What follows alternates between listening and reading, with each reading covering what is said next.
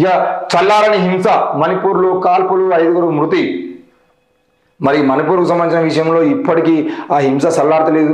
మరి నరేంద్ర మోడీ నేను పెద్ద 56 ఇంచుల ఛాతీ ఉన్నటువంటి నాయకుని అని చెప్పుకున్నటువంటి మోడీ లాంటి నాయకులు ఎందుకు మణిపూర్ హింసని తగ్గించడానికి ప్రయత్నం చేయట్లేదు? ఈరోజు మేతీలకు కుక్కీలకు మధ్యలో గొడవలు పెట్టి అక్కడ గొడవలను సృష్టించింది బీజేపీ పార్టీ.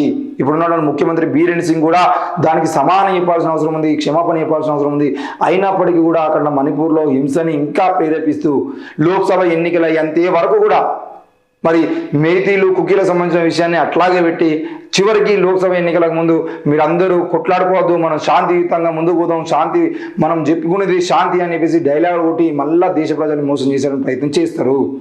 మరి ఈరోజు మణిపూర్కు ఎందుకు ప్రధానమంత్రి పోవట్లేదు? ఎందుకు ప్రధానమంత్రి అక్కడికి పోయి మణిపూర్లో హింసను తగ్గించడం ప్రయత్నం చేస్తారు? ఇంకెన్ని రోజుల పాటు ఇట్లా కాల్పులు చేసుకుంటూ వారానికి 5 మంది 10 మంది చచ్చిపోతూ ఉండాలన్నటువంటి విషయాన్ని ఎందుకు కేంద్రం సీరియస్గా తీసుకోవట్లేదు? అధికారులు సీరియస్గా తీసుకోవట్లేదు? కనీసం సుప్రీంకోర్టు అయినా ఇందులో ఇన్వాల్వ్ అయ్యి మరి మణిపూర్లో ఏం జరుగుతుంది, ఇంతమంది ప్రాణాలు పోతా ఉంటే ప్రభుత్వాలు ఏం చేస్తున్నాయని ప్రశ్నించాల్సిన బాధ్యత సుప్రీంకోర్టు కూడా ఉంది. మరి అదైనా ఇన్వాల్వ్మెంట్ అయ్యి తప్పకుండా మణిపూర్లో హింసను ఆపాలి. లేదు అంటే అక్కడ చచ్చిపోయేటోళ్ళు అందరూ కూడా గిరిజన బిడ్డలు, ఆదివాసీ బిడ్డలు కాబట్టి వాళ్ళ విషయంలో కనీసం ప్రభుత్వం స్పందించాల్సిన అవసరం ఉంది.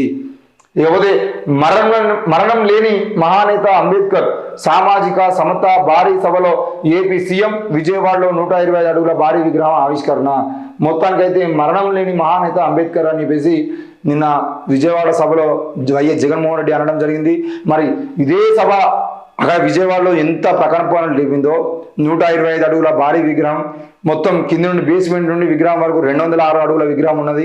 మరి 206 అడుగులు అంటే మధ్యలో 100 అడుగుల వరకు దాదాపు ఆ 80-90 అడుగుల వరకు ఆ హాల్స్ అవన్నీ నిర్మించడం జరిగింది. కాబట్టి మొత్తానికైతే 125 అడుగుల బాబాసాహెబ్ స్టాచ్యూ, దాని కింద మరో 80 అడుగుల హాలు ఉండడం జరిగింది.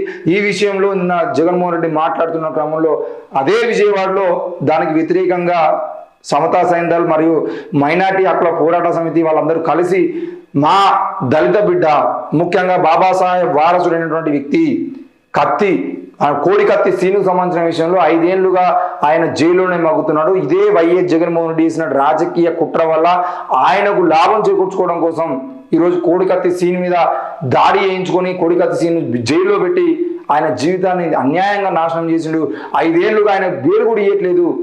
మరి అనంతబాబు విషయంలో ఎమ్మెల్సీ అనంతబాబు ఒక దళితుడిని నరికి చంపి ముక్కలు చేసి ప్యాక్ చేసి డోర్ డెలివరీ చేసినటువంటి అనంతబాబుకు నేనే నేరం చేసినాను ఒప్పుకున్నటువంటి అనంతబాబుకు బెయిల్ వస్తుంది, మళ్ళా సంబరాలు జరుగుతాయి. మరి 5 ఏళ్లుగా ఏ అన్యాయం చేయలేనటువంటి వ్యక్తి అంటే ఈ సీనుకు సంబంధించిన విషయంలో కోడికత్తి సీనును మాత్రం జైల్లో పెడుతున్నారు. ఆయన బెయిల్ ఇవ్వట్లేదు. కనీసం విచారణకు ఎందుకు జగన్మోహన్ రెడ్డి హాజరు కావట్లేదు అని చెప్పేసి వాళ్ళ తల్లి వాళ్ళ సోదరుడు ఇద్దరు కలిసి నిరసన కార్యక్రమం చేస్తున్నారు, నిరాహార దీక్ష చేస్తున్నారు. ఆ నిరాహార దీక్ష అక్కడ అంటే విజయవాడలో ఎంతమంది మీడియా వాళ్ళు ఉన్నారో వాళ్ళందరూ సగం మంది అక్కడ ఉండేది, సగం మంది ఇక్కడే ఉన్నారు. ఈరోజు విజయవాడలో రణరంగంగా జరుగుతున్న కోడికత్తి సీనుకు సంబంధించిన విషయంలో మరి ఎందుకు ప్రభుత్వం స్పందించట్లేదు? జైలుకు పోయినటువంటి వ్యక్తిని ఎందుకు బెయిల్ మీద బయట తీసుకొచ్చే ప్రయత్నం చేసుకుని ఇవ్వట్లేదు? ఎందుకు ఆయన బెయిల్ రాకుండా అడ్డుకుంటున్నారు? ఎన్ఐఏ రిపోర్టు కూడా ఆయన ఏ రాజకీయ కుట్రతో చేయలేదు, ఇదంతా కావాలని జగన్మోహన్ రెడ్డి చేయించుకున్నాడు అని చెప్పేసి చెప్పినప్పటికీ మళ్ళీ ఎన్ఐఏ మాకు ఆ ఎన్ఐఏ ఇచ్చిన రిపోర్టు సరిగా లేదు, మాకు మళ్ళీ కావాలని చెప్పేసి ఎంక్వైరీ చేయించుకున్న ప్రయత్నం ఎందుకు చేస్తున్నాడు జగన్? ఈరోజు కోడికత్తి సీను బయటకు వచ్చేది ఉంటే ఏ నిజం బయటపడుతుంది?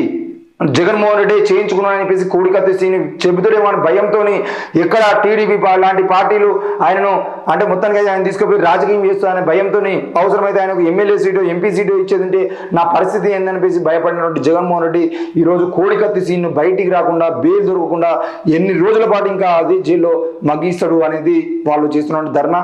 మరి ఇప్పటికీ అంటే నిన్న మధ్యాహ్నం మొదలైనటువంటి నిరాహార దీక్ష రాత్రి కూడా కొనసాగింది.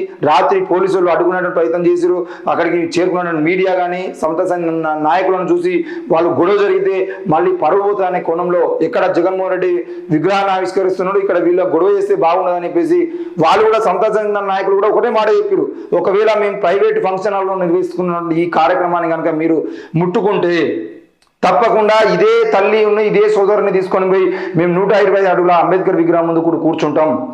ఈ దేశంలో ఎన్నడూ జరిగిన విధంగా బాబాసాహెబ్ స్టాచ్యూ ఓపెనింగ్ జరిగినటువంటి 24 గంటల్లోనే నిరసన కార్యక్రమాన్ని చేపట్టిన వాళ్ళుగా మేము చరిత్రలో ఉండిపోతాం.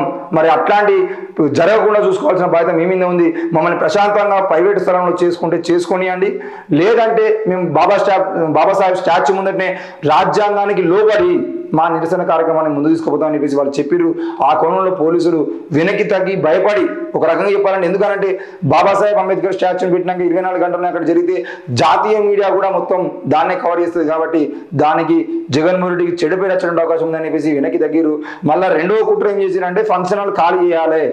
ఫంక్షన్ హాల్ ముందే మాట్లాడుకున్నప్పటికీ ఫంక్షన్ హాల్ ఓనర్ని పిలిపించి ఆ ఓనర్తో బెదిరించి మీరు మాకు ఫంక్షన్ హాల్ ఖాళీ చేయించాలని భయపెట్టిస్తే లైట్లు మొత్తం ఆపేసిన తర్వాత మీడియా అక్కడనే ఉంది అని చెప్పేసి మళ్ళీ పోలీసులు వెనక్కి తగ్గి అక్కడ నిరసన కార్యక్రమం దగ్గర ఒక 100 మంది పోలీసులను పెట్టి మొత్తానికి అయితే అది కంటిన్యూ చేసుకొని ఇస్తున్నారు. మా కోడికత్తి సీన్కు సంబంధించిన విషయంలో జగన్మోహన్ రెడ్డి సమానం చెప్పాల్సిన అవసరం ఉంది.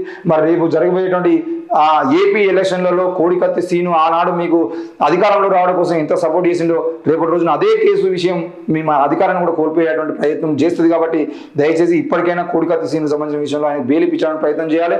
లేదు అని అంటే దళిత సామాజిక వర్గమే కాదు, దాదాపుగా దేశవ్యాప్తంగా రాష్ట్ర వ్యాప్తంగా ఉన్నటువంటి అన్ని ప్రజా సంఘాలు కూడా కోడికత్తి సీన్కు మద్దతుగా వస్తాయి. నిన్న కూడా తెలుగుదేశం పార్టీ కానీ, జనసేన పార్టీ కానీ, సిపిఎం పార్టీలు కానీ, ప్రజా సంఘాలు కేవీపీఎస్ కానీ, లేదంటే మహిళా సంఘాలు కానీ, సిపిఐ అనుబంధ మహిళా సంఘాలు వీళ్ళన్నీ వచ్చి అక్కడ నిన్న మద్దతు ప్రకటించడం జరిగింది. ఒక వైఎస్ఆర్సీపీ తప్ప ఆ రాష్ట్రంలో నుండి సంఘాలు పార్టీలు అన్నీ కూడా వాళ్ళకి మద్దతు ప్రకటించాయి. రానున్న రోజుల్లో వాళ్ళకి న్యాయం చేయకపోతే తప్పకుండా రాష్ట్ర వ్యాప్తంగా నిరసన కూడా తెలుపుతామని చెప్పేసి సిపిఐ రామకృష్ణ గారు కూడా చెప్పడం జరిగింది. మరి ఏం జరుగుతుంది ఏంది అనేది చూడాల్సిన అవసరం ఉంది.